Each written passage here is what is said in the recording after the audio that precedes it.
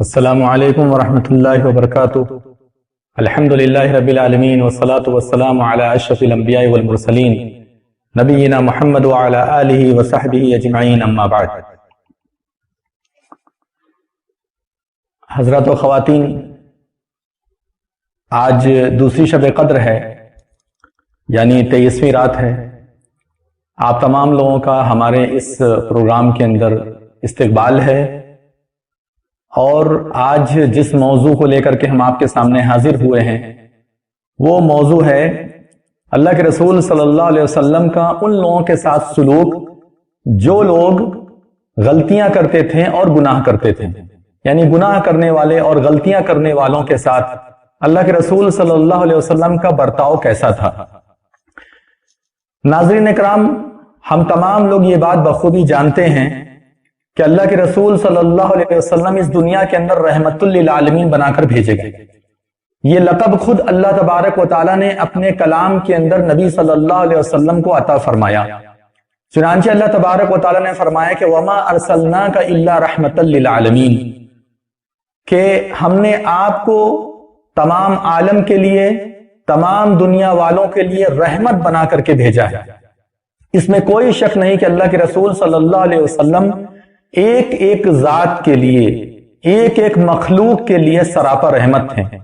جب ہم کتاب و سنت کا مطالعہ کرتے ہیں، خاص طور سے احادیث کا مطالعہ کرتے ہیں، رسول اللہ صلی اللہ علیہ وسلم کی سیرت طیبہ کا مطالعہ کرتے ہیں، تو یہ بات بالکل واضح طور پر ثابت ہوتی ہے کہ اللہ کے رسول صلی اللہ علیہ وسلم کے دل کے اندر اور نبی صلی اللہ علیہ وسلم کے عمل کے اندر رحمت جو ہے گھول کر کے ڈال دی گئی تھی۔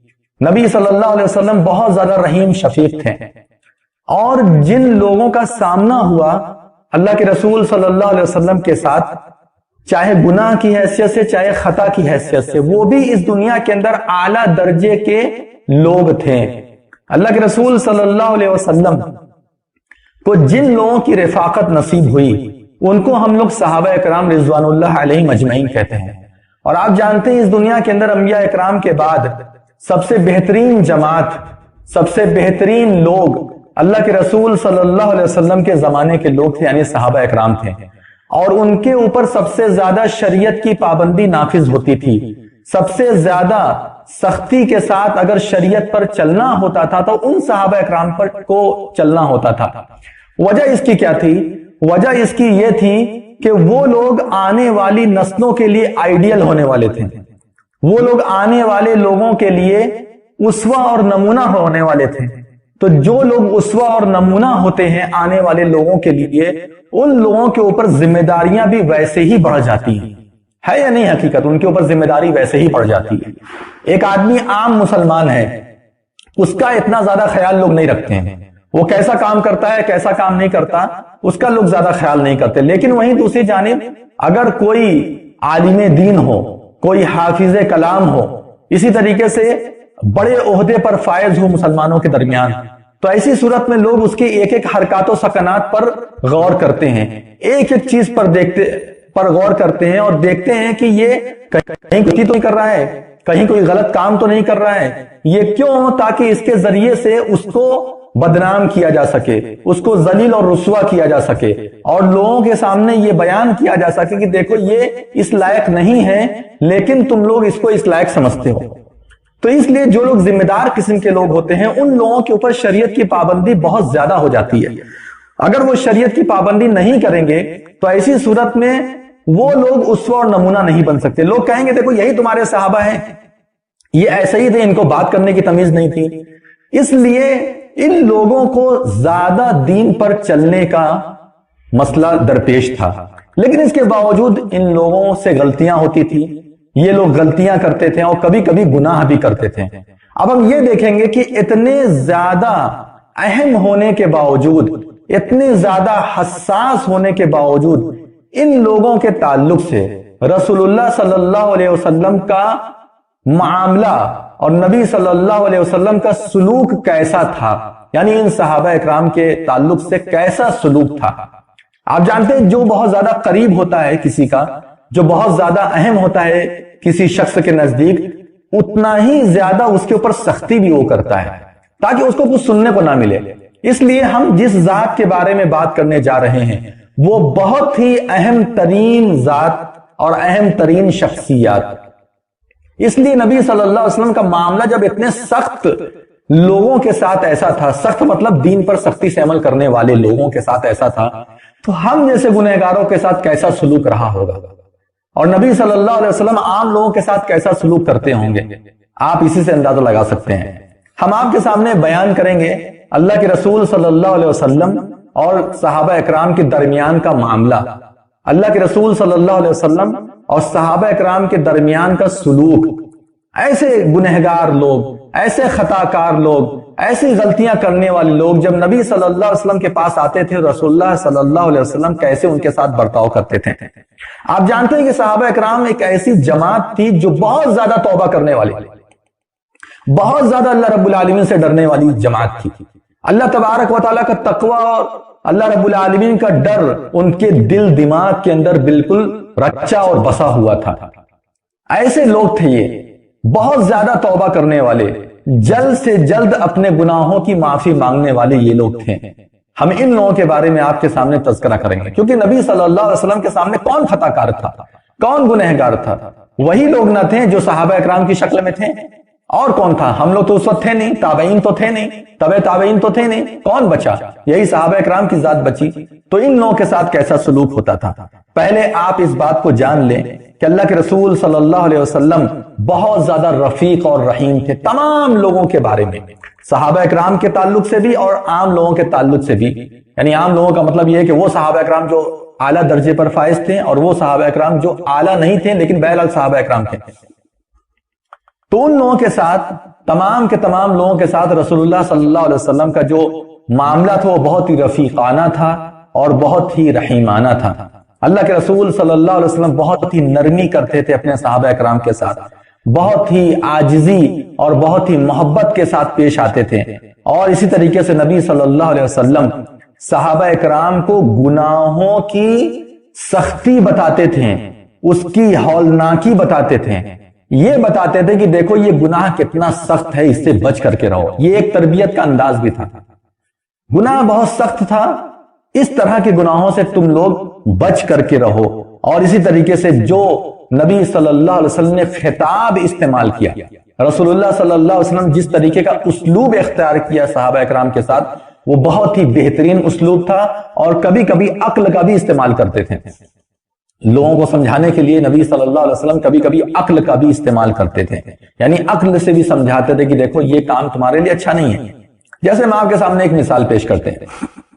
ابو امامہ رضی اللہ تعالیٰ عنہ جو ہے یہ بیان فرماتے ہیں کہ ہم لوگ نبی صلی اللہ علیہ وسلم کے پاس بیٹھے ہوئے تھے کہ ایک آدمی آیا، ان فتن شابن اتن نبی صلی اللہ علیہ وسلم، ایک جو ہے نوجوان لڑکا، ایک نوجوان بالکل شاب عربی میں کہتے ہیں نوجوان کو جو بالکل جوان ہو، وہ آدمی نبی صلی اللہ علیہ وسلم کے پاس آیا اور اس نے کیا کہا کہ اے اللہ کے رسول صلی اللہ علیہ وسلم مجھے زنا کی اجازت دے دیجئے.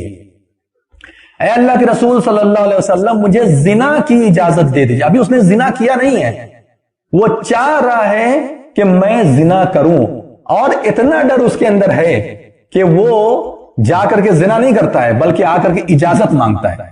یعنی اللہ کے رسول صلی اللہ علیہ وسلم سے کہتا ہے اللہ کے رسول صلی اللہ علیہ وسلم مجھے زنا کی اجازت دے دیجئے.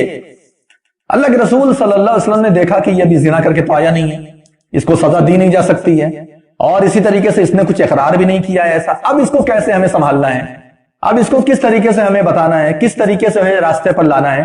اللہ کے رسول صلی اللہ علیہ وسلم نے اس سے کہا کہ یہ بتاؤ تمہاری ماں کے ساتھ اگر کوئی زنا کرے تو تم اس کو پسند کرو گے؟ کہا کہ ہرگز پسند نہیں کروں گا. کہا کہ اگر تم کسی کے ساتھ زنا کرنے جا رہے ہو تو ایسی صورت میں یاد رکھنا کہ جس کے ساتھ تم زنا کرنے کے لیے جا رہے ہو وہ کسی کی ماں ہو سکتی ہے. اس کے بعد نبی صلی اللہ علیہ وسلم نے پوچھا ذرا یہ بتاؤ تمہارے پاس بہن ہے، کیا تم چاہتے ہو یا یہ بات تم پسند کرو گے کہ تمہاری بہن کے ساتھ کوئی زنا کرے؟ تو اس آدمی نے کہا کہ اللہ کے رسول صلی اللہ علیہ وسلم کبھی بھی میں یہ نہیں چاہوں گا کہ میری بہن کے ساتھ کوئی زنا کرے. کہا کہ اگر تم کسی کے ساتھ زنا کرنے جا رہے ہو سکتا ہے وہ کسی کی بہن ہے. اسی طریقے سے ایک ایک رشتے کا ذکر کیا کہ کیا تم یہ چاہتے ہو تمہاری خالہ کے ساتھ زنا کیا جائے؟ کیا تم یہ چاہتے ہو کہ تمہاری چاچی کے ساتھ زنا کیا جائے، یعنی چچی وغیرہ جو ہوتی ہے ان کے ساتھ زنا کیا جائے؟ کیا تم یہ چاہتے ہو کہ تمہارے فلاں کے ساتھ زنا کیا جائے؟ کہا کہ نہیں نہیں نہیں، سب کے نفی میں جواب دیا۔ کہا کہ جب تم نہیں چاہتے ہو تو اسی طریقے سے اگر تم کسی کے ساتھ زنا کر رہے ہو تو وہ کسی نہ کسی کی کچھ ہے، ہو سکتا ہے کسی کی ماں ہو، کسی کی بہن ہو، کسی کی چچی ہے، کسی کی پھوپھی ہے، کسی کی خالہ ہے۔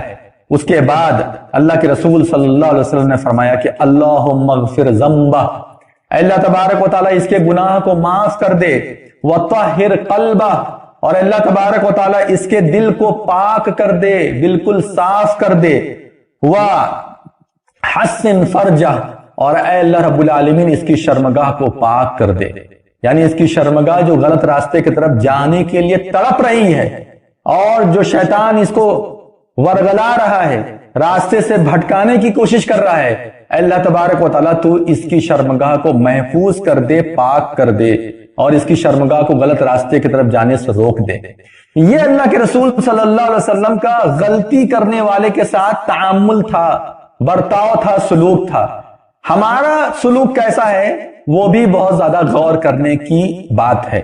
اگر بہت زیادہ متقی پرہیزگار ہوگا تو ایسی صورت میں جو ہے اگر اس طرح کا کوئی آدمی اس کے سامنے آئے گا تو اس کو 50 طریقے سے آر دلائے گا، 50 طریقے سے الٹی سیدھی بات اسے کہے گا، اور اپنے تقوی کا جو ہے اظہار کرے گا۔ اس طرح کی باتیں لوگ کریں گے۔ جو لوگ تقوی شعار نہیں ہیں وہ دوسرے طریقے سے اس کے ساتھ بات کریں گے، اور بعض ایسے بھی ہو سکتے ہیں کہ اس کو ماریں گے، پیٹیں گے۔ اور ایسا ہوا تھا جب نبی صلی اللہ علیہ وسلم سے اس نے کہا تھا کہ مجھے زنا کی اجازت دے دیجئے، تو صحابی بتاتے ہیں، ابو امامہ رضی اللہ تعالیٰ عنہ بتاتے ہیں کہ لگا کہ لوگ اس کے اوپر پل پڑیں گے مارنے کے لیے۔ تو یہ عام آدمی کا تعامل تھا، لیکن رسول اللہ صلی اللہ علیہ وسلم کا تعامل کیا تھا؟ اللہ کے رسول صلی اللہ علیہ وسلم کا برتاؤ اور سلوک یہ تھا کہ رسول اللہ صلی اللہ علیہ وسلم نے اس کو اپنے قریب کر کے اس طرح کی باتیں کی۔ یہ نبی صلی اللہ علیہ وسلم کا سلوک تھا۔ کس کے ساتھ؟ متقی پرہیزگار کے ساتھ نہیں، ان کا تو معاملہ ہی الگ ہے، ان کے ساتھ تو اور اچھا سلوک تھا نبی صلی اللہ علیہ وسلم کا۔ اور یہ سلوک ان لوگوں کے ساتھ ہے جو گنہگار مانے جاتے ہیں، خطاکار مانے جاتے ہیں۔ کیا ہم گناہوں کو ختم کرنے کے لیے، کیا ہم لوگوں کی برائیوں کو ختم کرنے کے لیے اور لوگوں کو برائی سے اور خطاؤں سے دور رکھنے کے لیے یہ راستہ اختیار کریں گے جیسا اللہ کے رسول صلی اللہ علیہ وسلم نے اختیار کیا؟ یہاں اللہ کے رسول صلی اللہ علیہ وسلم کی حکمت بھی دیکھیے آپ، کتنا بہترین طریقہ اختیار کیا کہ عقل کا استعمال کیا، سمجھایا، بجھایا اور مثالیں دی اس کو۔ یہ انداز ہونا چاہیے لوگوں کو حق پر لانے کا۔ یہ انداز نہیں ہونا چاہیے کہ آپ کسی کو فوری طور پر کافر کہہ دیں، کسی کو فوری طور پر فاسق کہہ دیں، کسی کو فوری طور پر یہ کہہ دیں کہ اب تجھ سے معافی ہو ہی نہیں سکتی، تجھے اللہ تعالیٰ معاف کر ہی نہیں سکتا۔ اس طرح کی باتیں مت کہیے۔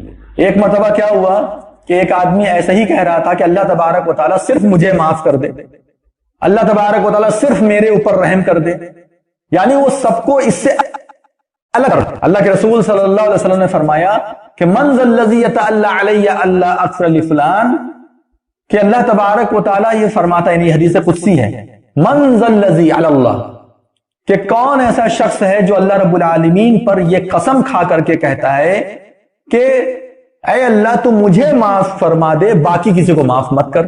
اتنی بڑی بات کہتا ہے اللہ رب العالمین کا نام لے کر کے۔ تو سنو، انی قد غفرت لہ واحبطت عملک، میں نے اس کے گناہوں کو معاف کر دیا اور تمہارے اعمال کو برباد کر دیا، تمہارے اعمال کو برباد کر دیا۔ نیکی اور تقوی شعاری یہ نہیں ہے کہ آپ اس طرح کی باتیں کہیں۔ کوئی اگر گناہ کر لیا ہے یا گنہگار آیا ہے یا آپ سے کچھ پوچھ رہا ہے، کچھ طلب کر رہا ہے، صحیح راستہ مانگ رہا ہے، تو یہ طریقہ نہیں ہے کہ آپ اس کو آر دلائیے، آپ اس کے ساتھ بدسلوکی کیجئے، بلکہ صحیح طریقہ یہ ہے جیسا اللہ کے رسول صلی اللہ علیہ وسلم نے اختیار کیا۔ اسی طریقے سے جو ہے میں آپ کے سامنے ایک بات اور اس سلسلے میں بیان کر دوں۔ کیوں ایسا کہا اللہ کے رسول صلی اللہ علیہ وسلم نے؟ اللہ کے رسول صلی اللہ علیہ وسلم نے ایسا اس لیے کہا کیونکہ اللہ تبارک و تعالیٰ نے خود اللہ کے رسول صلی اللہ علیہ وسلم کی تعریف قرآن کے اندر کی ہے۔ کس طریقے سے کی ہے؟ فَبِمَا رَحْمَةٍ مِّنَ اللَّهِ لِنْتَ لَهُمْ، پس اللہ تبارک و تعالیٰ کی رحمت کی بدولت آپ لوگوں کے اوپر بہت ہی نرم دل ہیں، وَلَوْ كُنْتَ فَظًّا غَلِيظَ الْقَلْبِ، اور اے اللہ کے رسول اگر آپ بہت سخت دل ہوتے، بد زبان ہوتے، لَنْفَضُّوا مِنْ حَوْلِكَ، آپ کے حلقے میں اور آپ کی مجلس میں کوئی بیٹھنے والا نہیں ہوتا۔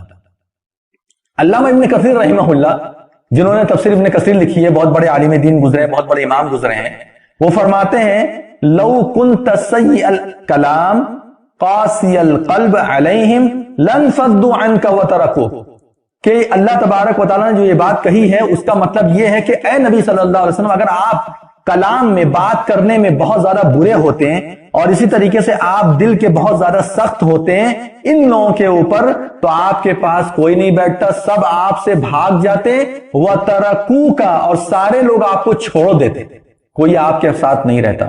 یہ پورے لوگ آپ کے ساتھ لگے رہتے ہیں، آپ کے ساتھ اٹھتے اور بیٹھتے رہتے ہیں، اس کی وجہ کیا ہے؟ اس کی وجہ یہ ہے کہ آپ نرم دل ہیں، اس کی وجہ یہ ہے کہ آپ جو ہے بہت ہی بہترین انداز میں کلام کرتے ہیں۔ اسی طریقے سے ایک واقعہ اور آپ کے سامنے پیش کرتے ہیں۔ ایک آدمی تھا، اس نے ایک عورت کے ساتھ بوس و کنار کر لیا، یعنی زنا وغیرہ نہیں کیا، بس بوس و کنار، یعنی اس کو پکڑ لیا، تھوڑا اس کو دبا لیا، ایک عورت کے ساتھ ایسا کیا، اور ایسا کرنے کے بعد اس کو لگا کہ میں نے گناہ کیا ہے، چلنا چاہیے رسول اللہ صلی اللہ علیہ وسلم کے پاس۔ تو وہ اللہ کے رسول صلی اللہ علیہ وسلم کے پاس آیا اور آنے کے بعد کہا کہ ایسا ایسا میں نے کہہ دیا، ایسا ایسا میں نے کر دیا۔ حضرت عمر رضی اللہ تعالیٰ وہاں پر تھے کہ اگر ایسا کیا تھا جا کر کے اپنے گناہ کو چھپا لیتے، اللہ سے توبہ کرتے، ختم ہو جاتی بات۔ نبی صلی اللہ علیہ وسلم نے کچھ بھی نہیں کہا۔ کیوں معلوم ہے؟ کیونکہ اس چیز کی کیا سزا ہونی چاہیے ابھی قرآن میں اس کا کچھ ذکر نہیں تھا۔ اللہ کے رسول صلی اللہ علیہ وسلم خاموش، اس کے بعد وہ جانے لگا، جب جانے لگا تھوڑا دور گیا تھا، اس کو واپس بلایا اور اللہ کے رسول صلی اللہ علیہ وسلم نے یہ آیت تلاوت فرمائی۔ اسی وقت یہ آیت نازل ہوئی تھی، ان الحسنات یذہبن السیئات، کہ بے شک نیکیاں برائیوں کو ختم کر دیتی ہیں، بے شک نیکیاں گناہوں کو ختم کر دیتی ہیں۔ تم نے غلط کام کیا، یہ ہو گیا، اس پر تمہیں پچھتاوا بھی ہے، یہ کام تم نہیں کرنا، یہ کام نہیں کرنا، لیکن اس بات کو سمجھ لو کہ نیکیاں کرو زیادہ سے زیادہ۔ یہ جو تم نے غلطی کر دی ہے، اللہ تبارک و تعالیٰ نیکیوں کی بدولت تمہارے اس گناہ کو معاف کر دے گا۔ کتنا بہترین انداز، کتنا بہترین اسلوب۔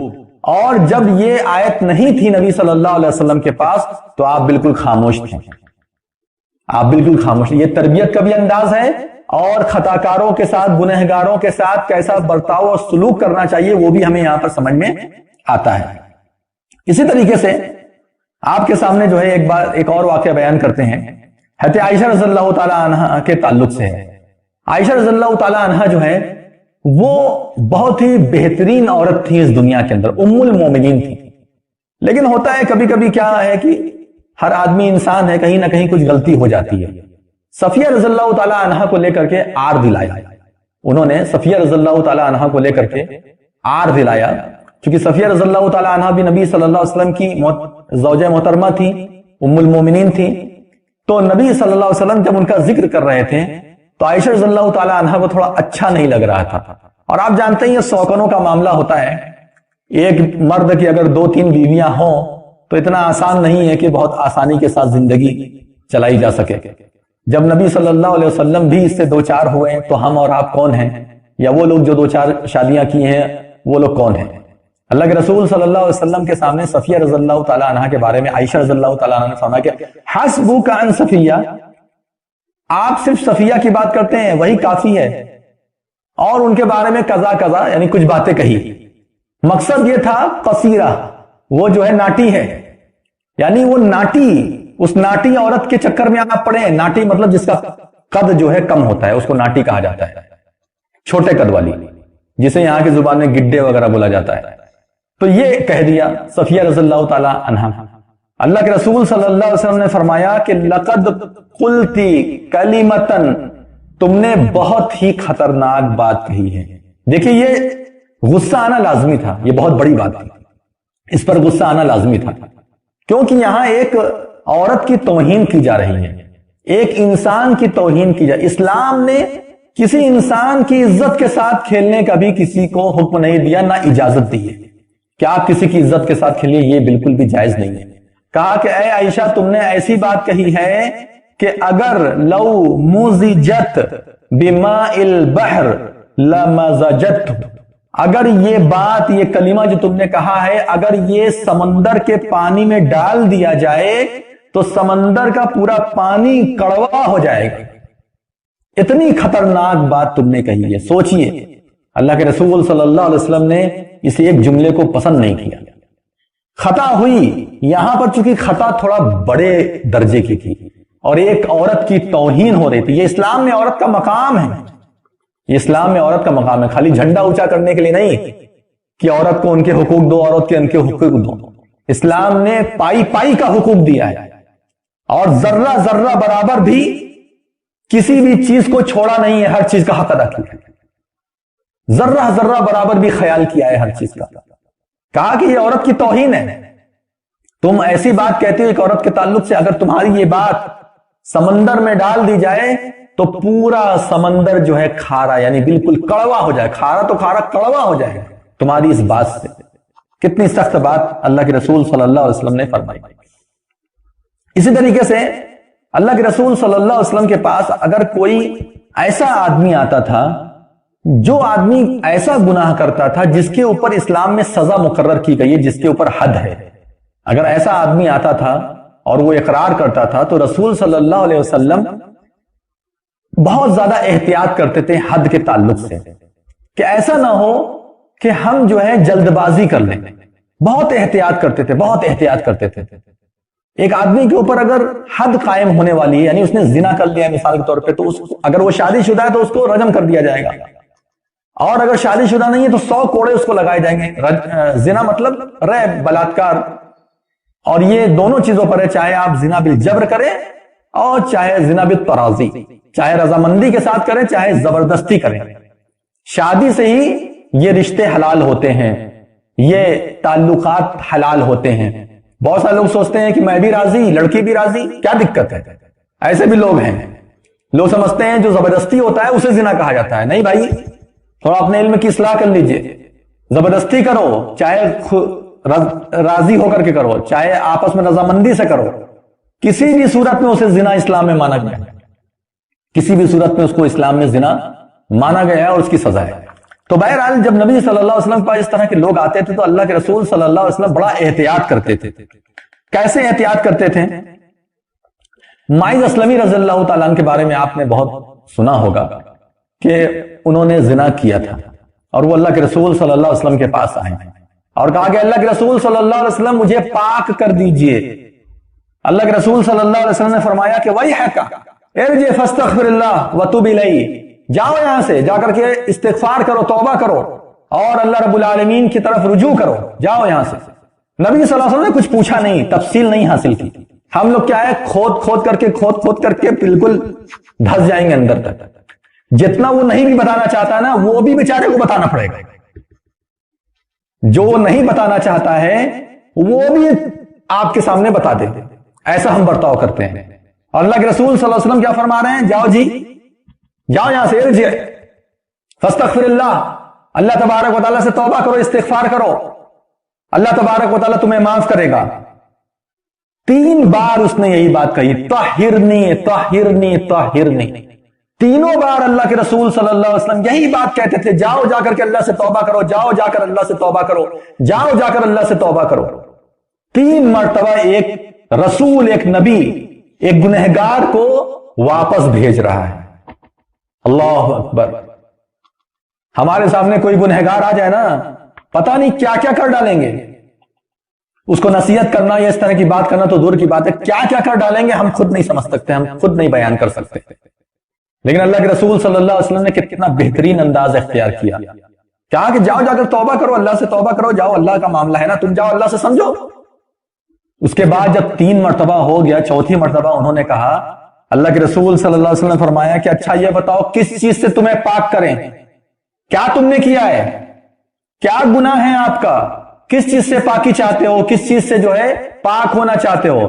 پورا واقعہ بتایا، کہا کہ اللہ کے رسول صلی اللہ علیہ وسلم ایسا ایسا ہے، میں نے زنا کر دیا۔ اللہ کے رسول صلی اللہ علیہ وسلم پوری کیفیت معلوم کی، اس کے بعد کہا کہ جو ہے دیکھو کہیں یہ شراب پی کر کے تو نہیں آیا ہے لوگوں نے منہ سونگھا؟ نہیں، شراب نہیں پیا ہے۔ کہیں یہ دیوانہ پاگل تو نہیں ہے؟ نہیں، اللہ کے رسول صلی اللہ علیہ وسلم یہ دیوانہ پاگل نہیں ہے۔ جب پورا مکمل تفتیش ہو چکی، مکمل طور پر مطمئن ہو گئے انویسٹیگیشن کے تمام پہلوؤں پر، اس کے بعد اللہ کے رسول صلی اللہ علیہ وسلم نے فرمایا کہ جاؤ اس کو لے جا کر کے رجم کر دو۔ اسلام میں بلاత్కాر کی سزا ہنسی کھیل نہیں ہے۔ اسلام میں بلاత్కాر کی سزا اگر ثابت ہو جائے تو ضمانت نہیں ہے۔ اسلام میں بلاత్కాر اور ریپ کی سزا اگر ثابت ہو جائے کہ ہاں اس نے یہ جرم کیا ہے تو اس کو M L A M P نہیں بنایا جاتا ہے۔ اسلام کے اندر بڑا سخت معاملہ ہے، اسے جان سے مار دیا جاتا ہے، ختم کر دیا جاتا ہے، معاشرے کے اندر کا ناسور ختم کر دیا جاتا ہے، اس کو گودی میں لے کر کے پالا پوسا نہیں جاتا ہے، تاکہ لوگوں کو عبرت ملے بھیا تم بھی بلاత్కాر کرو، زنا کرو اور پہنچ جاؤ اونچے مقام مرتبے پر۔ یہ اسلام کا قانون نہیں ہے۔ اسلام نے جرائم کے ساتھ اور جرم کے ساتھ ہنسی کھیل نہیں کیا ہے، بلکہ اس کو بہت ہی سنجیدگی سے لیا ہے اور اس کو ختم کرنے کا پورا انتظام کیا ہے، الحمدللہ۔ تو اس کے بعد جو ہے کہا کہ جاؤ اس کو لے جا کر کے رجم کر دو، پتھر سے مار مار کے مار دو۔ صحابہ اکرام بیان فرماتے ہیں کہ ہم لوگ انہیں لے کر کے گئے مارنے کے لیے، مارے، اور مارنے کے بعد جو ہے جیسے ہی ایک پتھر ان کو لگی اس کے بعد وہ بھاگے، تو ہم لوگ دوڑائے لیکن بہت دور بھاگ گئے۔ ایک صحابی بتاتے ہیں کہ میرے ہاتھ میں جو ہے کچھ ہڈی تھی جانور کی، یعنی اونٹ کی جبڑے کے سائڈ کی کوئی ہڈی تھی، میں نے کھینچ کر کے مارا، وہیں جو ہے وہ مطلب انتقال کر گئے، وہیں ان کی وفات ہو گئی۔ جب اللہ کے رسول صلی اللہ علیہ وسلم کے پاس یہ معاملہ آیا تو اللہ کے رسول صلی اللہ علیہ وسلم کیا فرمایا معلوم ہے؟ سوچئے، ایک آدمی زنا کا اقرار کر رہا ہے، نبی صلی اللہ علیہ وسلم اس کو قبول نہیں کر رہے ہیں، 3 بار اس کو رد کر دیا، اس کے بعد جو ہے منہ سنگھوایا، اس کے بعد دیوانہ پاگل تو نہیں ہے یہ پوچھوایا، اس کے بعد پھر کیا کیا کہ ٹھیک ہے لے جاؤ اس کو رجم کرو، یہ اس کی سزا ہے۔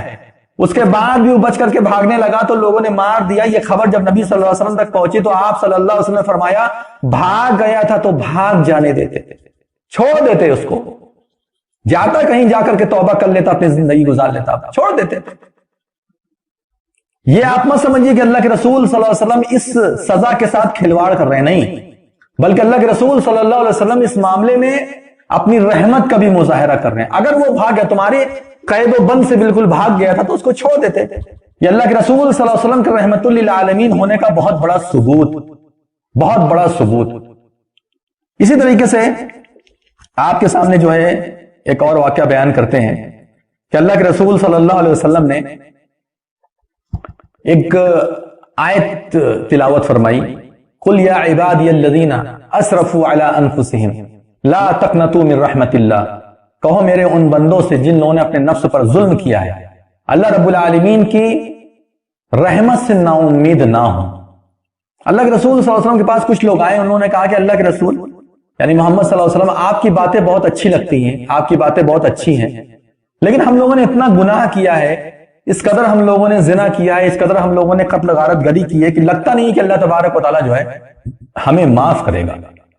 تو اللہ کے رسول صلی اللہ علیہ وسلم نے اسی آیت کی تلاوت فرمائی، کہا کہ اللہ رب العالمین نے فرمایا کہ قل یا عبادی الذین اسرفوا علی انفسہم لا تقنطوا من رحمت اللہ، اے میرے وہ بندو جن لوگوں نے اپنے نفس پر ظلم کیا ہے، اللہ رب العالمین کی رحمت سے نا امید مت ہو، بے شک اللہ تبارک و تعالیٰ تمہارے سارے کے سارے گناہوں کو معاف کر دے گا، بے شک وہ رحم کرنے والا ہے، اللہ تبارک و تعالیٰ رحم ہی کرتا ہے۔ تو یہ آیت ہمیں اس بات کی طرف راغب کر رہی ہے کہ ہم ان لوگوں کے ساتھ ایسا سلوک کریں جو لوگ گناہ کر کے آئے ہیں، ایسا سلوک کریں کہ وہ اسلام کے اور قریب ہوں۔ ہم ان کے ساتھ ایسا سلوک نہ کریں کہ جس سے لگے کہ وہ اسلام سے دور ہو رہے ہیں، اسلام سے دور ہو رہے ہیں، ایسا سلوک نہ کریں۔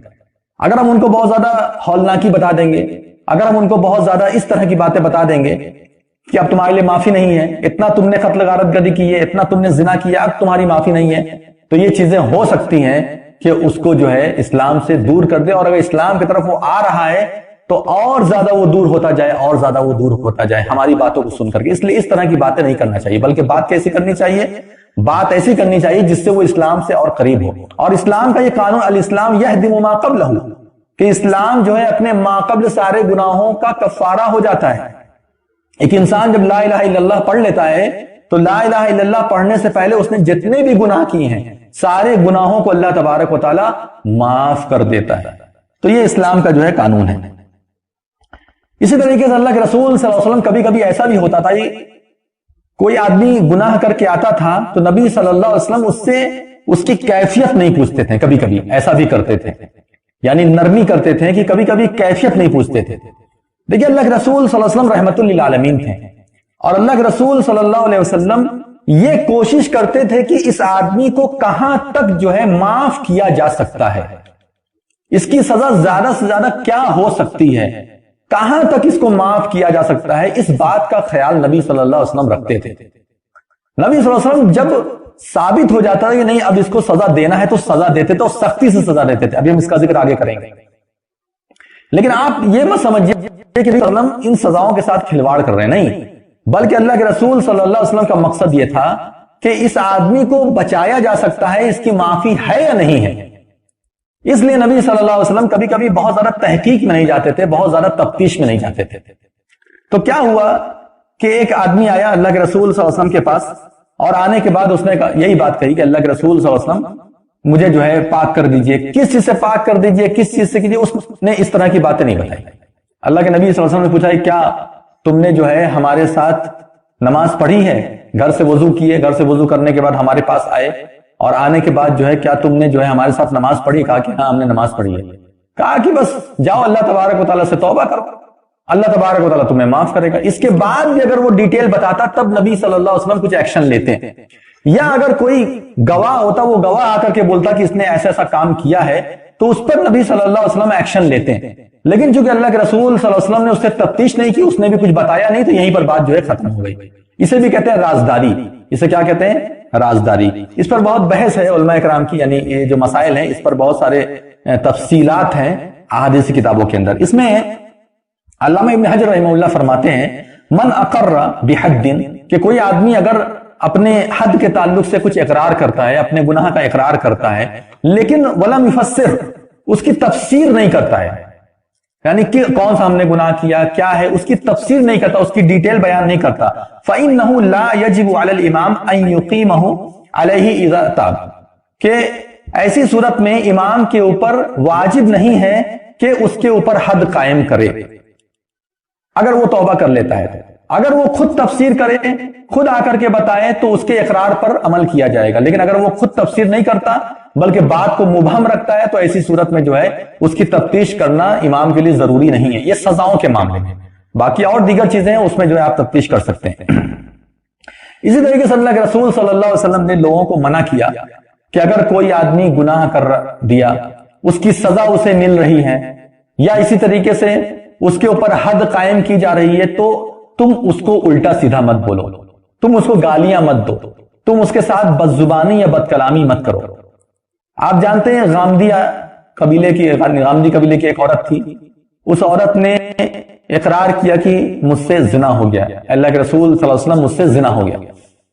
نبی صلی اللہ علیہ وسلم نے جو ہے تفتیش کی، پتا چلا کہ اس کا اقرار ہے، کئی بار اقرار ہے۔ اس کے بعد نبی صلی اللہ علیہ وسلم نے فرمایا کہ اس کو رجم کر دیا جائے گا، رجم کر دیا جائے گا۔ تب چونکہ وہ حاملہ تھی تو کہا کہ جب بچہ پیدا ہو جائے گا اس کے بعد جو ہے اس کو رجم کیا جائے گا۔ اس کے بعد اللہ کے رسول صلی اللہ علیہ وسلم نے جب اس کو رجم کروایا، یعنی آگے بہت تفصیل ہے، مین بات سن، جب اس کو رجم کروایا تو ایک صحابی تھے، انہوں نے ایک پتھر کھینچ کر کے مارا تو اس کے خون کا کچھ چھیٹا جو ہے وہ ان تک آ گیا۔ اس کے بعد اللہ کے رسول صلی اللہ علیہ وسلم انہوں نے یہ کہا کہ جو ہے تو اس کو اللہ تبارک و تعالیٰ نے جو ہے پردہ پوشی کی تھی، اس کو چاہیے تھا کہ جو ہے خاموش رہ جاتی، دیکھو یہ ہوا وہ ہوا، کچھ اس کے تعلق سے جو ہے بدزبانی کی، اچھی بات نہیں کہی۔ اللہ کے رسول صلی اللہ علیہ وسلم نے ان باتوں کو سنا۔ اس کے بعد نبی صلی اللہ علیہ وسلم نے فرمایا کہ تم اس کے بارے میں ایسی باتیں کہہ رہے ہو، اس کے بارے میں ایسی باتیں کہہ رہے، لو تابت لقد تابت توبۃ لو قسمت بین 70 من اہل المدینہ لوسعتہم، کہ یہ ایک ایسی عورت ہے جس عورت نے ایسی توبہ کی ہے، ایسی توبہ کی ہے کہ اگر اہل مدینہ کے 70 لوگوں کو یہ توبہ تقسیم کر دی جائے تو سارے لوگوں کی مغفرت ہو جائے۔ 70 لوگوں کی مغفرت ہو جائے گی، اور بعض روایت میں تو اور زیادہ آتا ہے کہ پوری امت کے لیے کافی ہو جائے گی۔ الگ الگ روایت میں الگ الگ الفاظ ہیں، مطلب کہنے کا یہ ہے کہ اس کی توبہ کو تم ہلکے میں مت لو، ایک تو اس نے گناہ کیا، اس کے بعد توبہ کیا، اور اس کے بعد آ کر کے اپنے آپ کو پیش کر رہی ہے کہ میں نے یہ گناہ کیا ہے، مجھے یہ سزا دے دی جائے، اس کی جو حد ہے وہ حد میرے اوپر قائم کی جائے۔ اس کو تم ہلکے میں لے رہے ہو، اتنی بڑی بات اس کے بارے میں کہہ رہے ہو۔ تو یہ باتیں ہمیں سمجھ میں آنی چاہیے کہ اللہ کے رسول صلی اللہ علیہ وسلم اس طرح کے لوگوں کے ساتھ بھی کتنا بہترین برتاؤ کرتے تھے، اور اس طرح کے لوگوں کے تعلق سے کتنی بہترین سوچ رکھتے تھے اپنے دل کے اندر، اپنے ذہن کے اندر کتنی بہترین سوچ رکھتے تھے رسول اللہ صلی اللہ علیہ وسلم۔ اسی طریقے سے ایک شرابی تھا، اس کو شراب کی حد لگائی گئی، شراب پیا تھا، اس کو پکڑ کر کے لوگ لائے تھے، شراب کی حد اس کو لگائی گئی، جو شراب کی سزا ہے وہ سزا اس کو دی گئی۔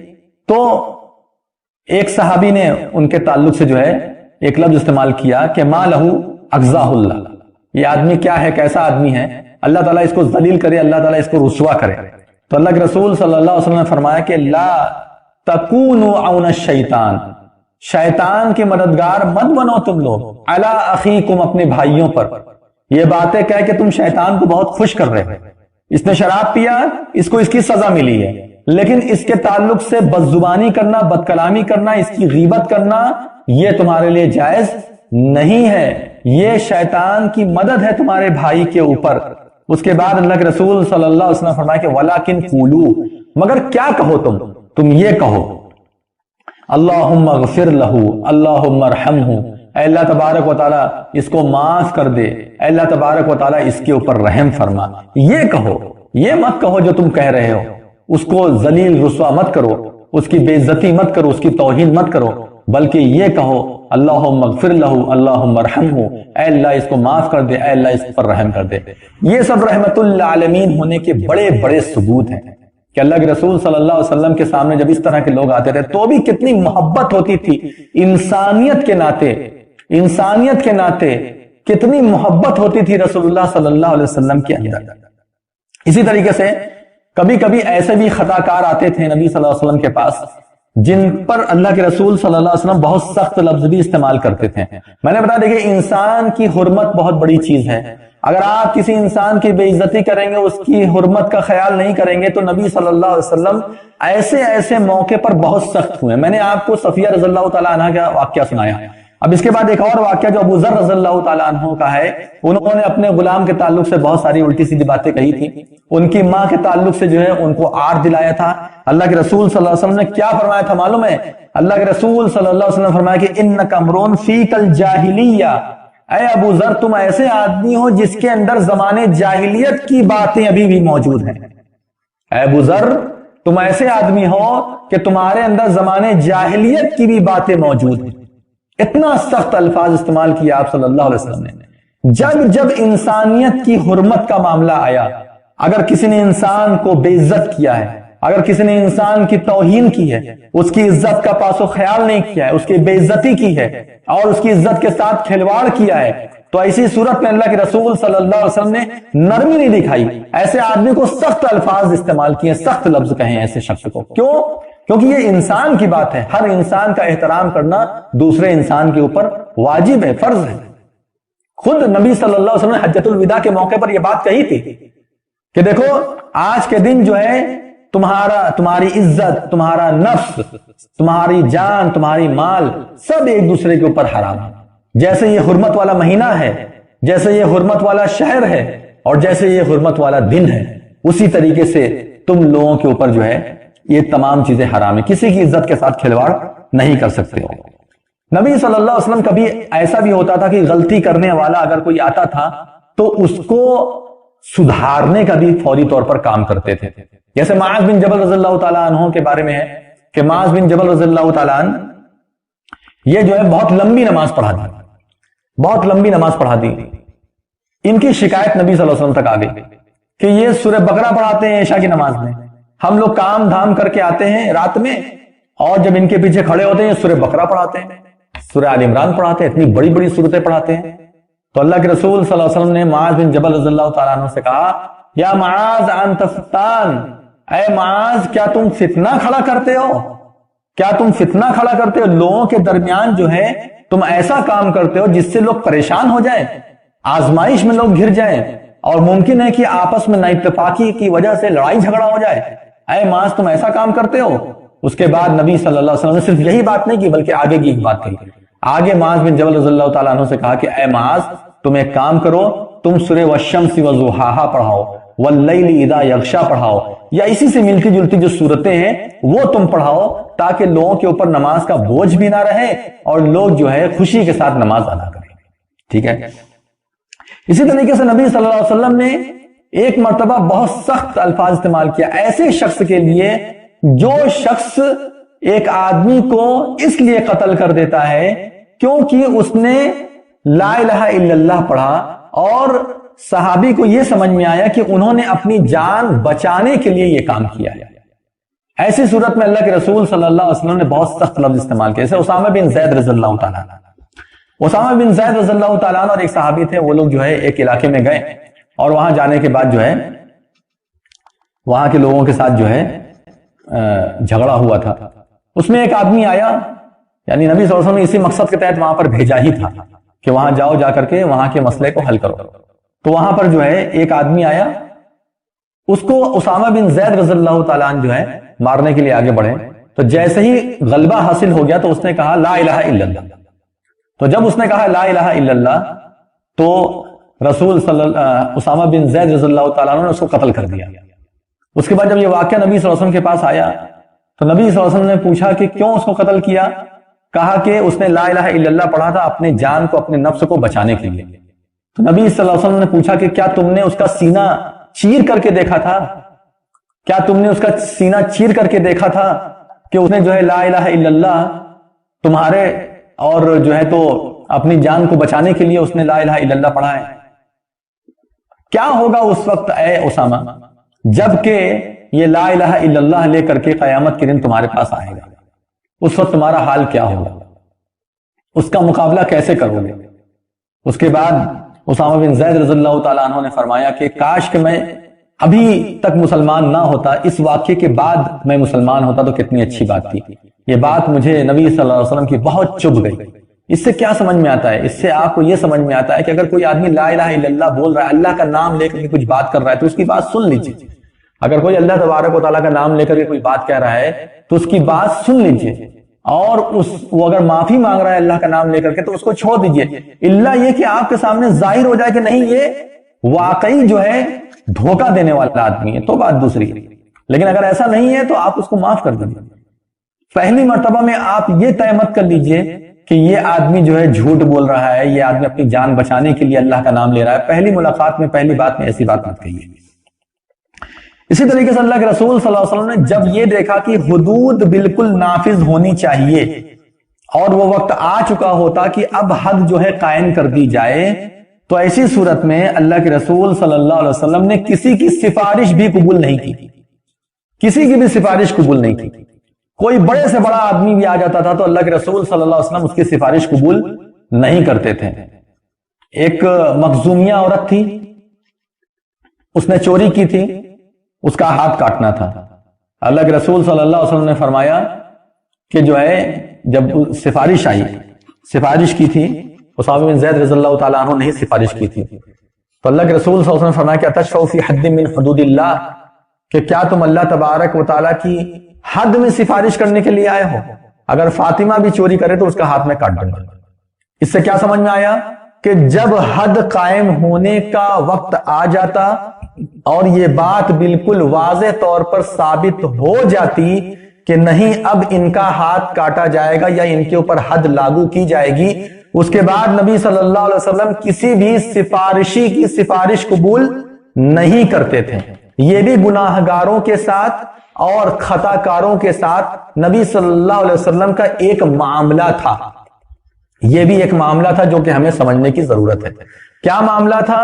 جب حد قائم ہونے کا بالکل معاملہ کلیئر ہو جاتا تھا، واضح ہو جاتا تھا، تو ایسی صورت میں نبی صلی اللہ علیہ وسلم نے نہ تو حد کو ملتوی کیا، نہ تو حد کو ہٹایا، اور نہ ہی اس معاملے میں کسی کی سفارش سنی.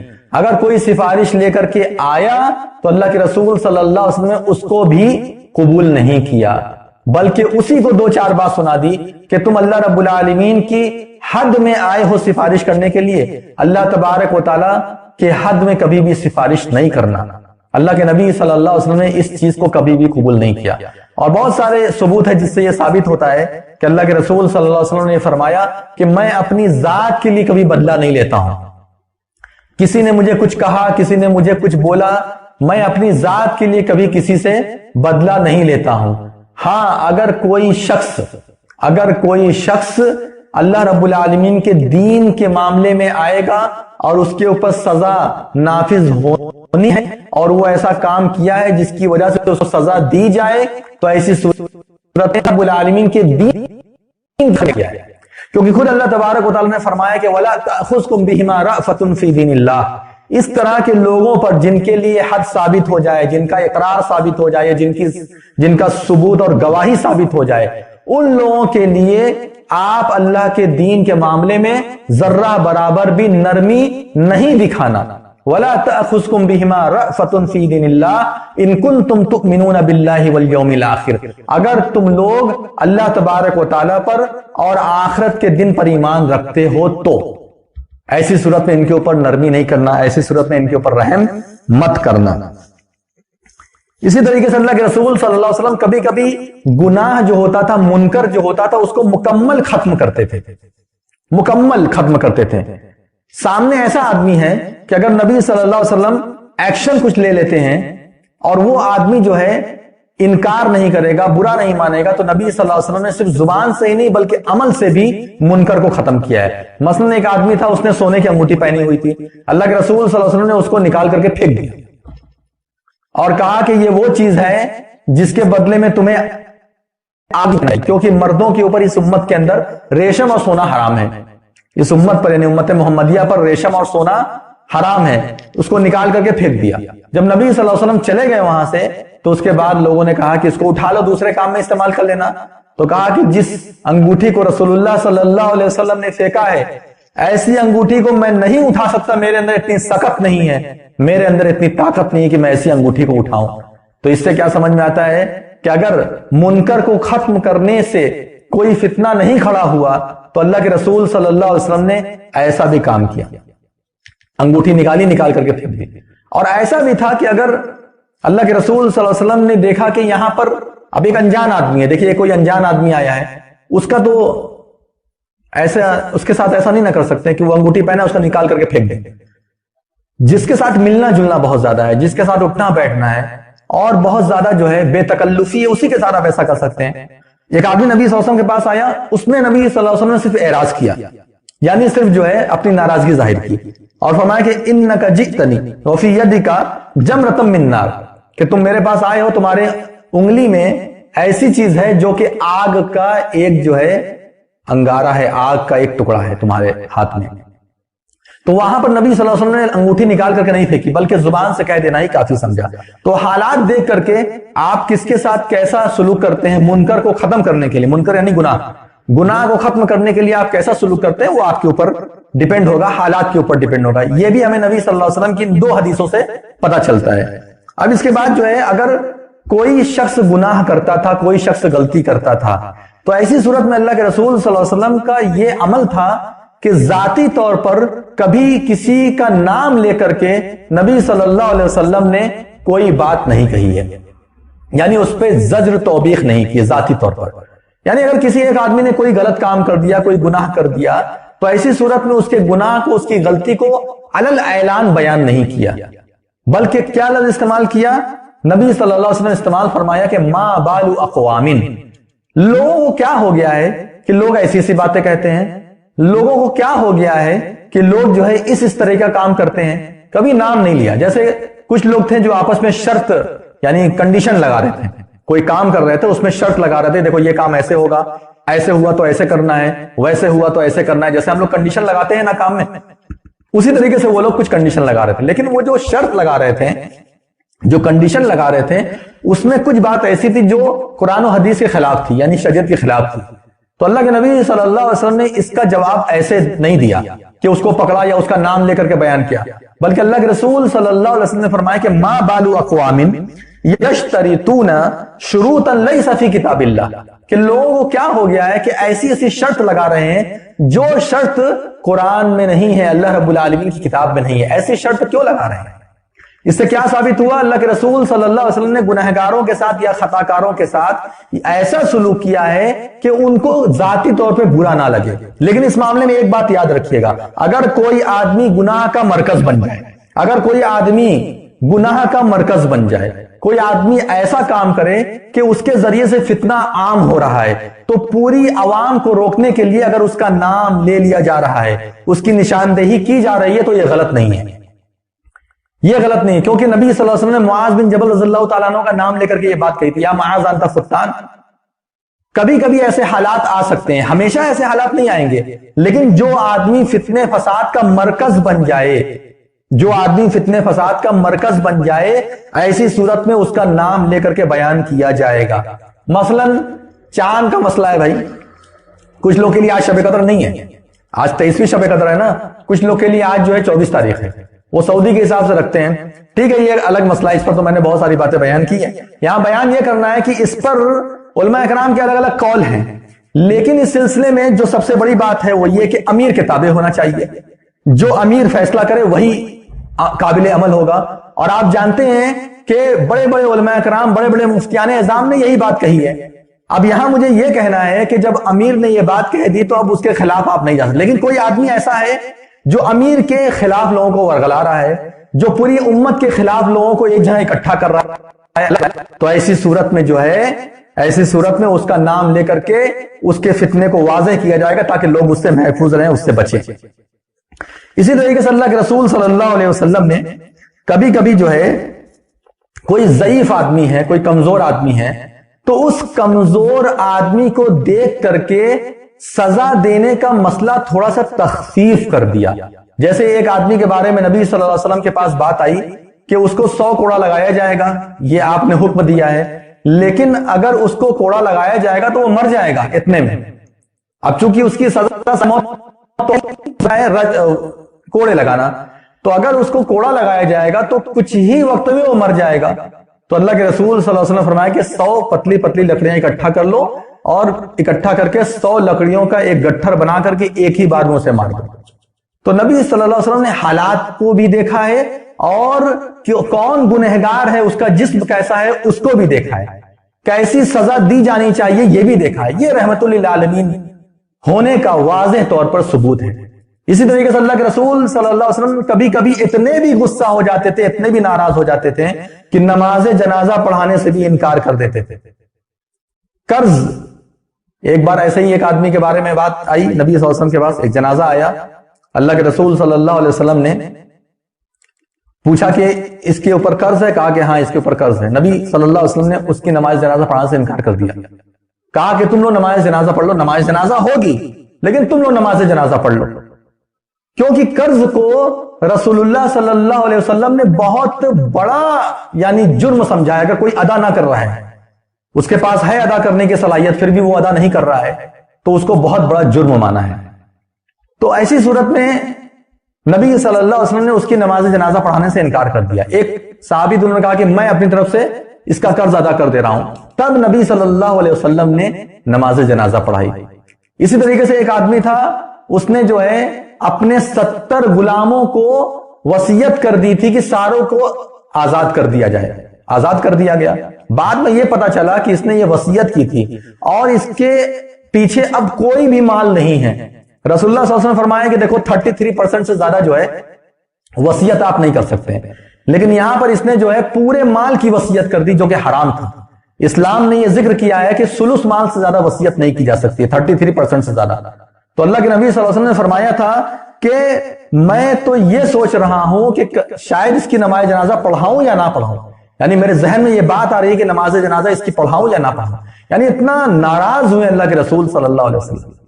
تو میں نے آپ کے سامنے مختلف چیزیں ذکر کی ہیں، کس کس طریقے سے جو ہے لوگ نبی صلی اللہ علیہ وسلم کے پاس گناہ لے کر آتے تھے یا خطا کار ہوتے تھے، اور ایسے لوگوں کے ساتھ نبی صلی اللہ علیہ وسلم نے کیسا سلوک کیا.